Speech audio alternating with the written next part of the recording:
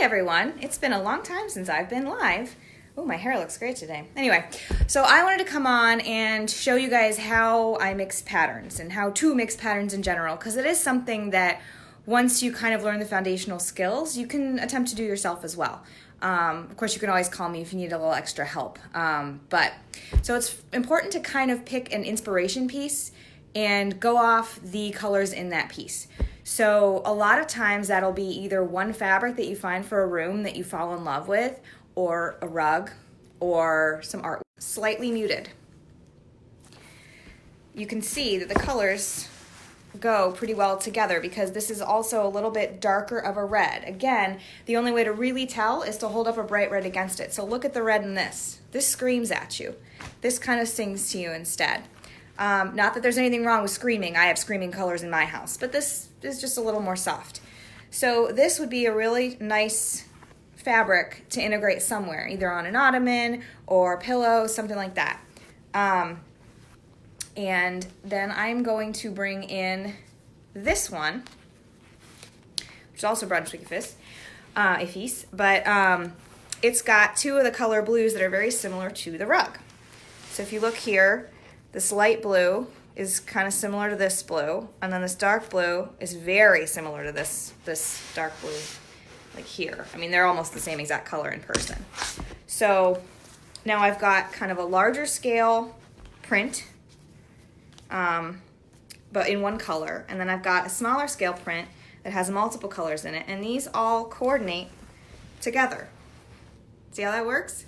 And then if you want to bring in something else to jazz up, like say you did a sofa in a more muted blue. I'm looking around. I didn't actually prepare before I did this. This is a concept that I'm actually currently working on. Let's say you did this muted blue sofa, and as you can see, it goes really well with the dark again, but it's a plainer color as well.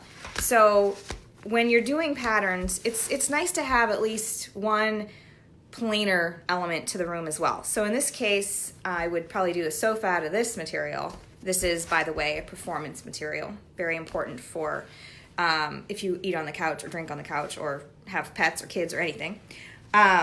These all coordinate really well together. But this will be kind of boring, right, for a sofa? Because there's not, I mean, it's nice, but when you're dealing with custom upholstery and custom fabric, you want to jazz it up a little bit. You can add a trim. If you have a skirt on your sofa, which means that little flappy dude that hangs down to the floor, instead of just having the legs exposed, you can put a trim on the skirt to kind of jazz it up. And this is kind of a tone-on-tone trim, but this is velvet, and it's really shiny. And again, it's more of a muted blue. It's not super duper bright. So it goes really well with the blue in this rug. So this is one of the concepts that I'm currently working on for a client who doesn't actually watch social media much, so hopefully she doesn't see this, but this is the concept. So you can see sofa, trim on sofa, pillow, extra pillows. So that's how you kind of go and match everything together. Now, let me show you what wouldn't work in this room with this rug, so you get an idea. So I've got this absolutely beautiful, and it's one of my favorite fabrics in the world, Schumacher's Citrus Garden. It's beautiful, but it's very bright colors in it. Now, the yellow is more muted. The yellow is kind of a mustard yellow, but everything else, this sample shows a lot of the mustard, but in reality, there's a lot of this bright down here. So it's bright yellow here, and it's more of a bright poppy green, and this blue is like a cobalt blue.